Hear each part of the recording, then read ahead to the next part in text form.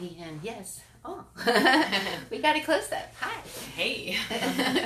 It's me, Laura Jane, here with Justine Arian-Edwards, right? That's how we say it. No, Arian. Oh, you say Arian. See, I've loved you and known you for 10 years, but I still wasn't I realize it's been about 10 years. That's so you're just crazy. Like, Justine. You're enough and just Justine, right? Justine, just right? Justine. Ooh, there's something That's in there. Yeah. So we're here in Justine's, is it okay to call it your she shed? Yeah. Do you still like to call it that? Yeah. Yes. Because, Justine's one of these awesome moms who also is a really engaged person with her work.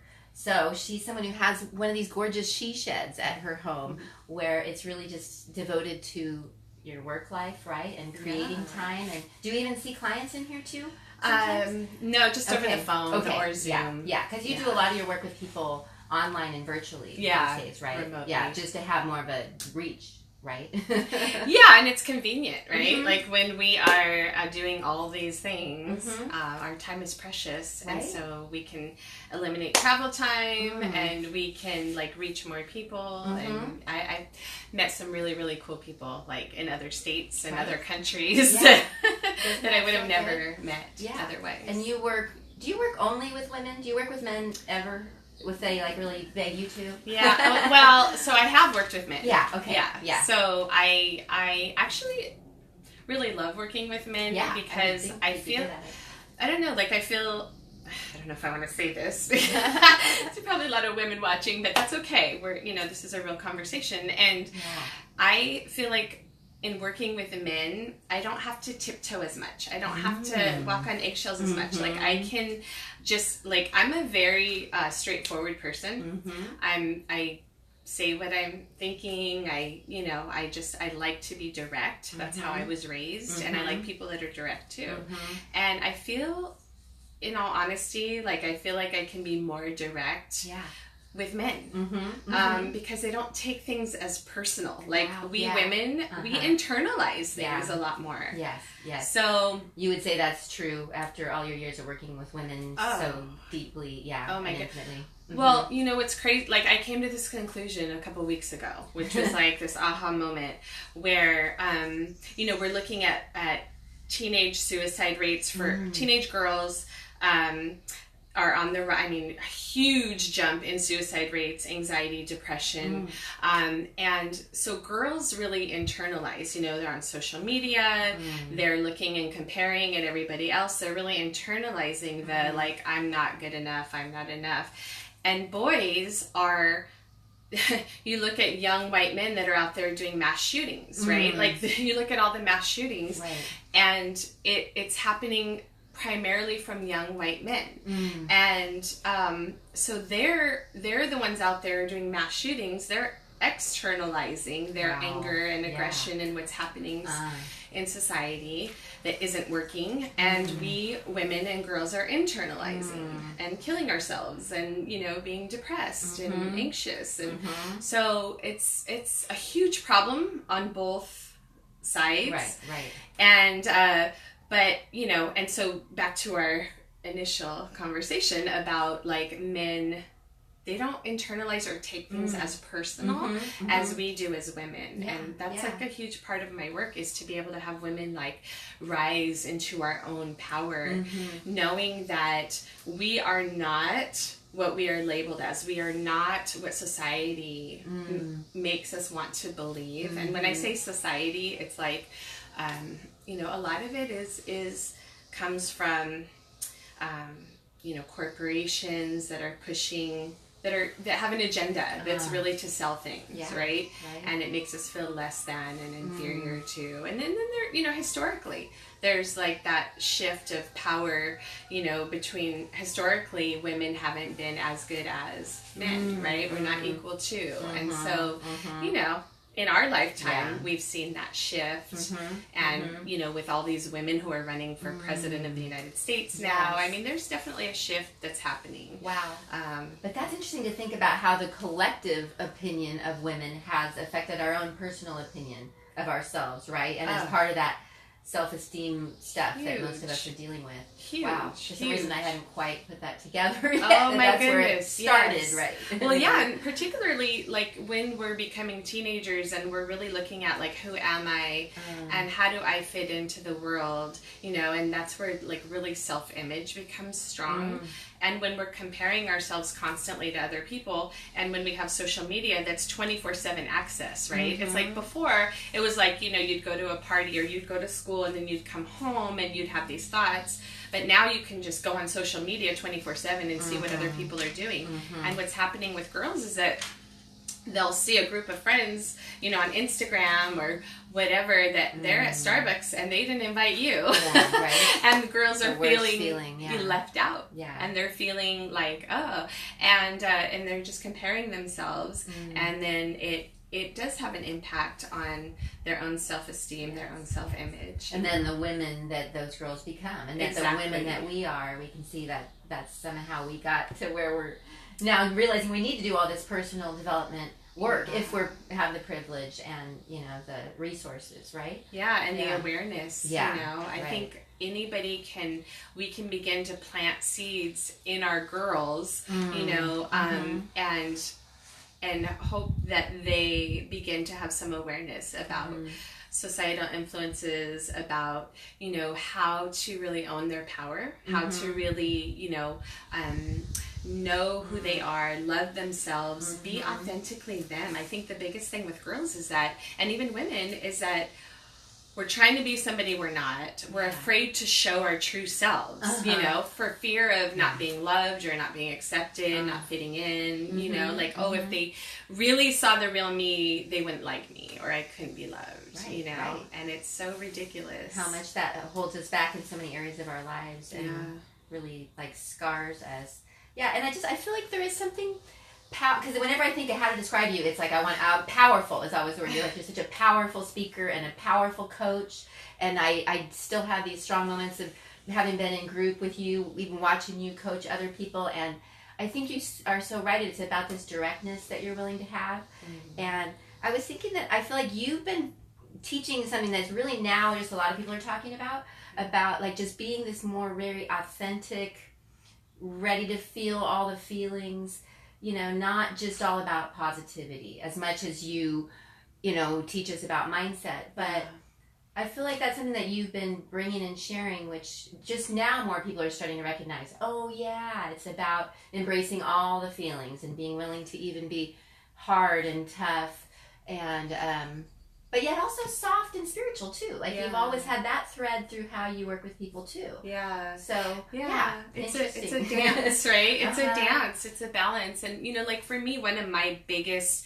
life lessons and things that have had to overcome and I'm still overcoming, honestly, is the idea that vulnerability is a weakness. Yeah. So it's like I was afraid to show, you know, you talk about feelings and emotions, like I was afraid to show that because I feared that was being vulnerable meant that I was weak, and I didn't want to be perceived as weak. I always wanted to be, you know, strong and seen that way.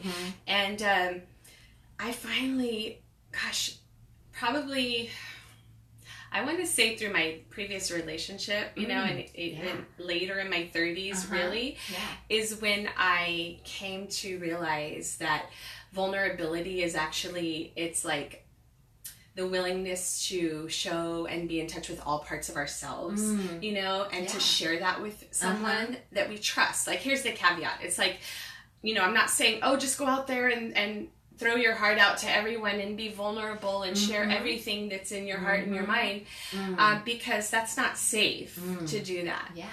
But when we feel safe, when we have people who love us, when we have a safe container, the way that we connect more deeply with people and have intimacy with people is through vulnerability, is through sharing our emotions, it is through sharing our failures, it is, you know, it's like, I'm human, you know, I'm not perfect as much as I like to think I am, you know, I'm not, and no one is, you know, and so to be able to like say, like, I failed as a mom today, you know, like and it's okay, because in my failing as a mom today, I learned a lesson about who I can be tomorrow, today, you know, and to me, failure is not a bad thing as long as we learn from it. Yeah, right. Yeah. Right. Yeah, and I can just really see how the way you're teaching us and even modeling, you know, that being powerful means being willing to feel the feelings and embrace all of it and be authentic and be vulnerable, right? Which actually does have a lot of femininity to it. But I feel like, you have you seem to have a nice balance of maybe that would be considered more the masculine energy, to be willing to be direct. Yes. And you can bring that force like when it's called for, right? I've seen that you do, whether it's in the way you're speaking to a group or facilitating an individual, right? You're good at riding that energy and being able to like keep it like hard enough but soft enough, right? Which I don't know, for at least some of us. Thank you. I love this conversation though about kind of the blending of the masculine and feminine, because I really feel like that's what we're being called to right now. I feel like, you know, us as leaders in our own lives and leaders in you know, in leading other people in their lives, which is really what you are and I am, and, you know, so many of us in our community are. It's really about, you know, not this leadership that's been the traditional paradigm of power over and forcing things to happen and being competitive and, you know, all of that.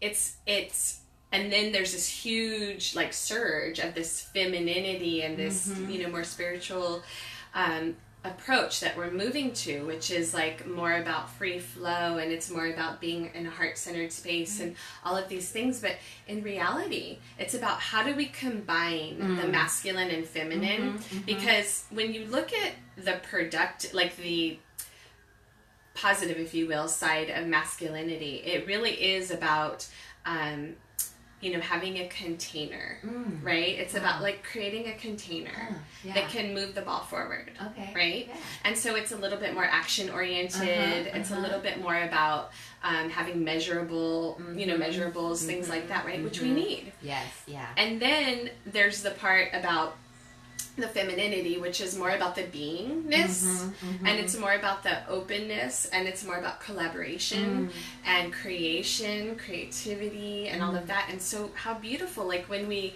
commingle those two sides of ourselves, and we create this beautiful container in which we can flow.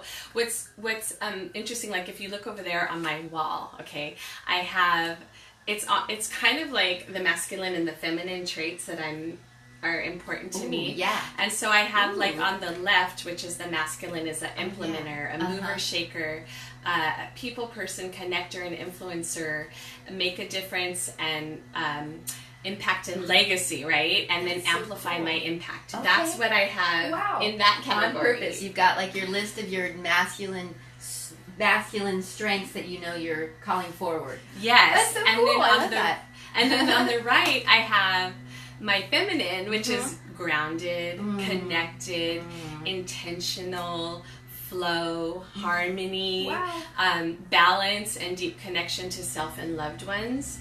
And then deepen my connection, experience harmony. That's what I've written. So it's like, for me, the opportunity is combining all of that and to like really be who I'm here to be and to have the impact that I'm here to have. It's like I have to have both. Yes. You know? And I love though that you've created that as an anchor, right? I've learned from my life coach friends like that would be called like an anchor, right? That you created for yourself. Yeah.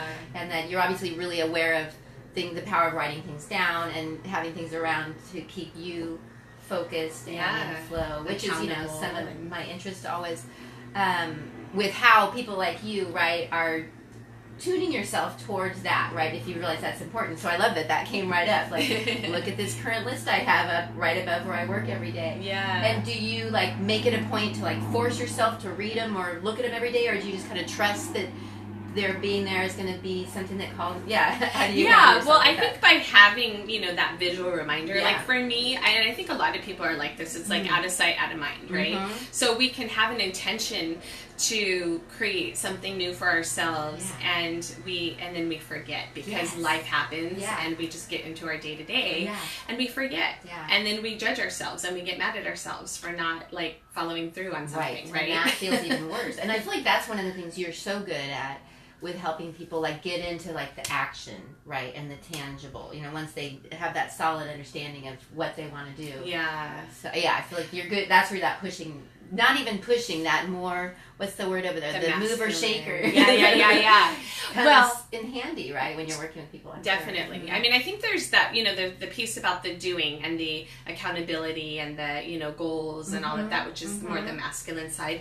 And it's kind of honestly what has come easier to me. You know, it's like I more naturally I'm in my masculine. Like that's my natural tendency. Right. And so what's happened as I've gotten older is I've come more into my feminine and more of my spiritual side and more of the softer side, right? And so and it's like the juicier, like more fun, like more it can feel more difficult at times too. Like it feels harder because I feel like that's where the work is. Like the juice is in there, right? The transformation happens from that place. It's not, you know, it's so like even in my work professionally now, okay, like I used to be really focused, like outcomes focused, right? Like I'd really be like, okay, what are your goals? How do we get there? And now I've kind of moved more, like I did this Sacred Depths coaching certification program recently. And it's really about like deepening, you know, who we're being. And it's really about like this, it is more spiritual and it is more like having breakthroughs that are going to last us. You know, it's not just like, I did this thing today. I'm awesome. You know, it's more like, wow. Like, I've been being so hard on myself all these years.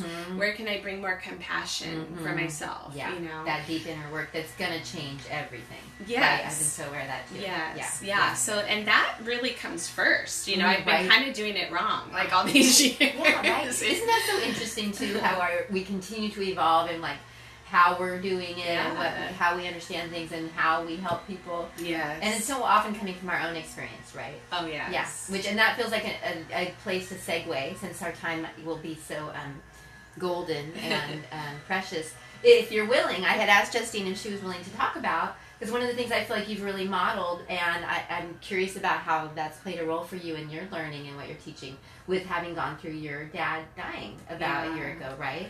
And I love how you have been so authentic and genuine about your sharing, and even that meant you were doing less sharing for a while. I remember when you kind of let those of us who follow you know, like, I'm going to be kind of going inward more, and I'm not going to be on as much. And then even when you came back on, very willing to be just very present and genuine. And I think it is valuable for people to hear from someone like you, like what it's been like for you to go through that, something that we all fear going through, and, you know, do generally go through if you're, you know, if we have the privilege on some ends, I guess, to be alive for that. But so what's some of what what comes up for you as you might talk about how that's been for you, where it's at for you, and how it might have shifted you in even some of these ways?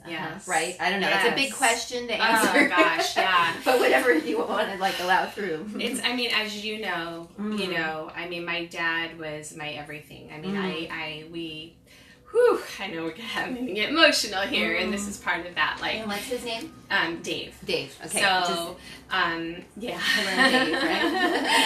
And you know, he was my biggest fan and supporter, and we were just so tight. And like, I never imagined my life without him. So, like,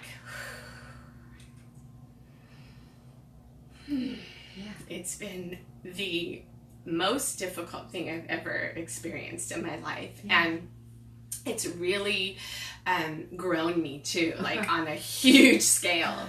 Like, just you know, we're talking about the feminine, and just really being able to slow down. Like, this, one of the biggest gifts I've gotten from this was really slowing down and tuning in more to what's true for me, right? And I have this huge tendency to like I'm very ambitious, and so I always feel like I need to be doing and accomplishing, and so for me to like really slow down and step back so that I could really go through this grief process, like in full awareness and consciously, it was like, I started judging myself, like, oh, I should be doing this, I should be doing that. And then I was like, no, the only thing I should be doing right now is exactly what I'm doing, which is listening to myself more, to honoring my feelings, and to trusting and knowing that when the time is right, I'll get back into action, and it'll be more aligned action, right, than ever. And that's really what's been happening for me, is like, I took all this time and I just kept going, okay, when am I going to move through this? Like, when am I going to be out of this, and I don't think we ever get out of grief. I mean, I think, at least from my experience, like, this is the first, I mean, I've had people that I love pass before, but this is the first, like, one that's hit me at this level. It's like, and it has really, really changed, like, how I function and what's important to me. Right? And which is really actually so beautiful, right? Like, who would know, like, right, that your dad has had such an influence on you, and then even his death winds up bringing you all this depth.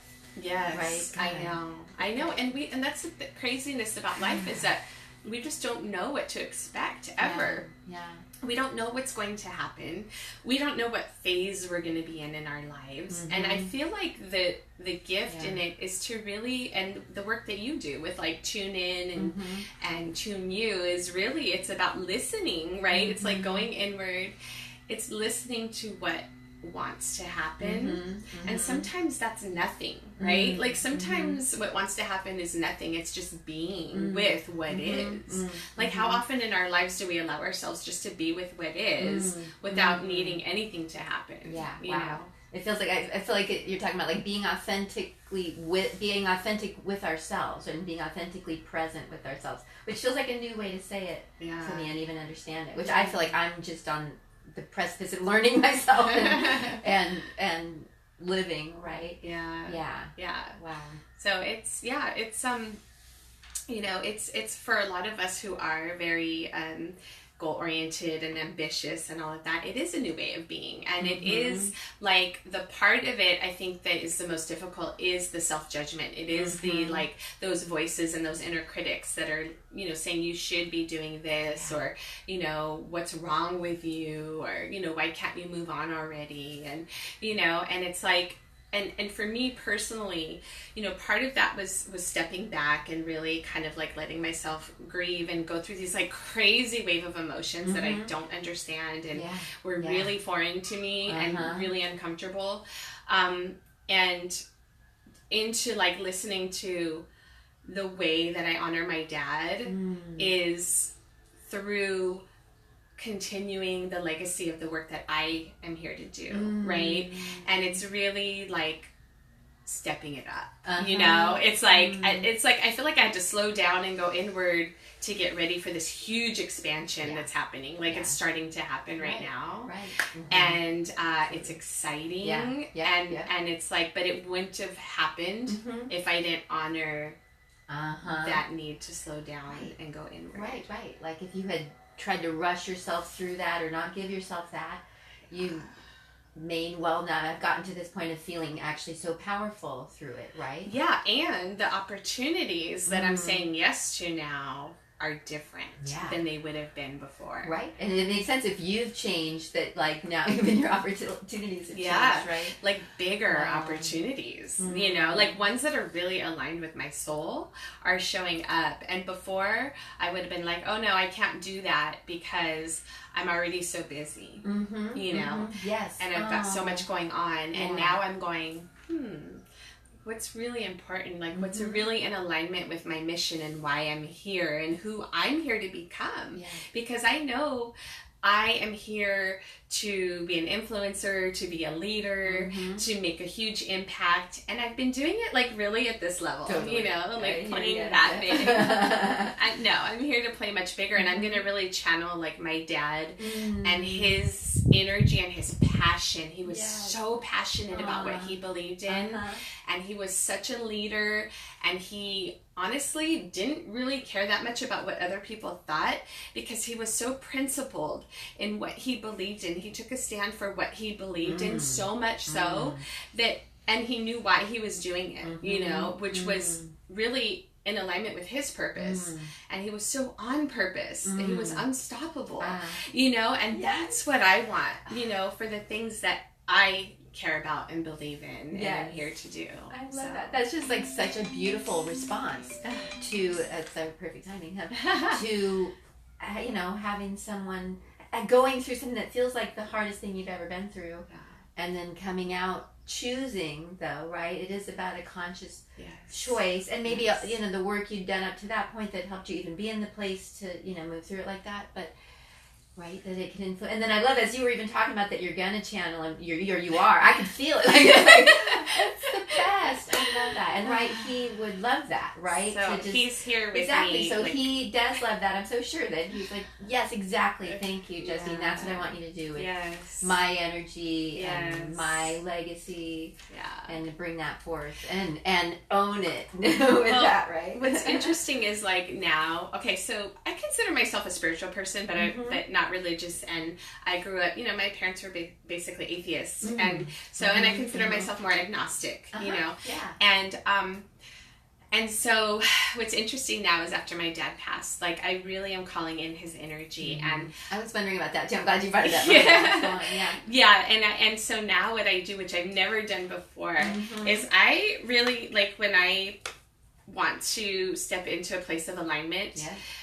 Before I'm going to do a coaching call, before I have an important meeting, before I'm going to speak, you know, I align myself by calling in, you know, my father's energy. I go through the whole list of like, you know, Mother Earth, Mama Gaia, and I've got my list, and I've never done that before. And I say, you know, all my spirit guides and and for me, you know, being agnostic, I honestly don't know, like, if that stuff is really even exists. Like, but I believe it's possible. Just as an exercise, I got that from Napoleon Hill. Talks about how you can have your non-physical roundtable, where you could imagine you could have meetings and you can put whoever you want on there. So I totally have that too. Napoleon Hill's on there. And Marilyn Monroe and awesome. Ancestors and loved ones. Right? So, and we do that. I do that in my coaching with clients. Is like we have our captain and we have our crew. And our crew is like really, you know, it could be people who are relatives who are deceased. It could be, you know, celebrities. It could be our pets. It could be like a made-up character. It could be anything. And it's like we're calling on all of our resources, our counsel, if you will, that's there to help guide us, that we know we're not alone when we're making important decisions or we're trying to move beyond our own limitations. We can now call on these outer resources and really bring them in as part of like who we are inside of us. And I felt, because I was raised similarly, not with any, you know, spirituality or religion being placed on me. So for me to open up to these concepts, it's been kind of playful and fun. But yeah, even if you just see it as like a meditative exercise, and even if it's just, Well, what it does for me is it just really helps me bring myself to center. It aligns me. And then I feel really grounded as I'm going into it. So even if you know that doesn't exist or it's not real, it's like it does something real for me. Right? That you know that it's again like an anchoring thing. But I do love too that I see that's been a way that I've kind of crafted my spirituality and what I seem to be believing and getting into, and with others too. That roundtable idea could be a way to help someone kind of get a better feel for their sense of spirituality, whatever that may be. But I love that. So. And also the idea of just us being able to embody characteristics of other people that we admire, you know, and being able to like channel that energy for a purpose, right? So it's like if I'm feeling like I want to accomplish something, you know, or maybe, you know, right now I'm working on writing my book. And so like if I'm feeling maybe a little stuck, or I'm feeling like there's a certain topic, well, who do I know that, you know, I admire, that I can like channel them in as I'm writing this, or as I'm, you know, I think we can all use that in our lives in different ways. It reminds me too of people who like study excellence, right? And we realize that's the thing. So it's almost like calling on the excellent expert that comes to mind and their energy. and putting it to use, right? So Yeah. I love that. So practical, but also playful. It has like a playfulness to it. Yeah. Right? And what comes up for me too is, as you say that, it's like, it's about legacy. It's about like, we're here. I think it's more about who we're being in this lifetime that leaves a legacy than it is actually what we've done, really. Yes. And people will remember us for who we are and who we've been. Reminder, right? So somehow we all need that reminder. Yeah. So it's like taking that energy, like you were just saying, of somebody. The best gift we can give somebody in their legacy is to embody that energy and carry that forward in what we do, because that's how their legacy lives on. Yes. And then wouldn't that be so amazing if we wind up being someone in future generations, right? That someone else might call upon our being, right? Our way of being as an inspiration. Not right? if. Oh, they when will. they do. They will. Absolutely. I mean, yeah. like who you're being, you know, is you are such a model for people as far as, you know, like how to be love. I mean, you're just like, you exude love always. Like you're so, like I feel in your presence just this unconditional love all the time. Well, thank you. And, you know, yes. And it's amazing. And and if more people were like that, how awesome would that be? But that's who you're being, right? And you're being this example of how to foster more self-love, how to put more love out in the world, and then how to take care of ourselves, really, in that embodied self-care, you know? Yeah. And so, yes, you are leaving your legacy already by who you're being. Yes, yeah. Not only with your children, but like with everybody. By putting yourself out there like this, right? And you're showing up so consistently and, you know, in your gifts. And it's like that, you already are leaving your legacy. Yes, You know? well, I love that. Oh, well, I knew we would have a magical conversation. But as we call it to a close-ish, do you have anything that you want to tell people about, like that you want them to know about as ways that they could work with you or experience you that you know about on your schedule? I mean, I know you're kind of re-emerging powerfully, so you may be still formulating that, but anything you want them to know about right now?